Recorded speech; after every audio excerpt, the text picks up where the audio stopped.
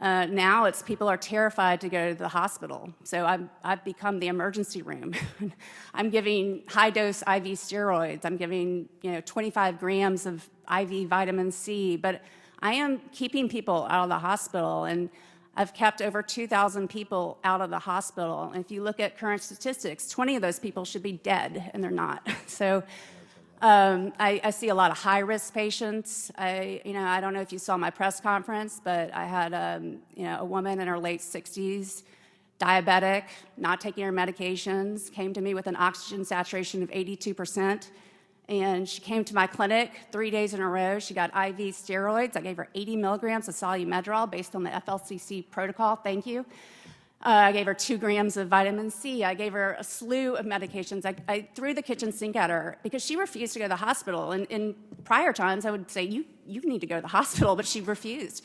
But now she's alive and doing wonderfully. And it's just sickening how many patients did not receive that kind of care. And the turning point for me when I really got angry was a patient that his wife reached out to me. He's trapped in the ICU, father of 6, sheriff's deputy, refused to give anything. But these hospitals give them low-dose steroids. They give them 6 milligrams of dexamethasone, 3 times a day.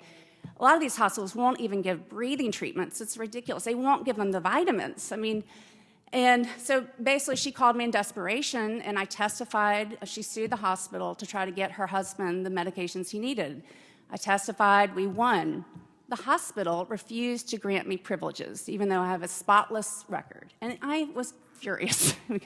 That's when it all changed for me, and I became thrust into the public because of Methodist Hospital. But it's just, I've seen a lot, and I'm angry, and I'm exhausted. I have one hospital I can send patients to that I feel safe to.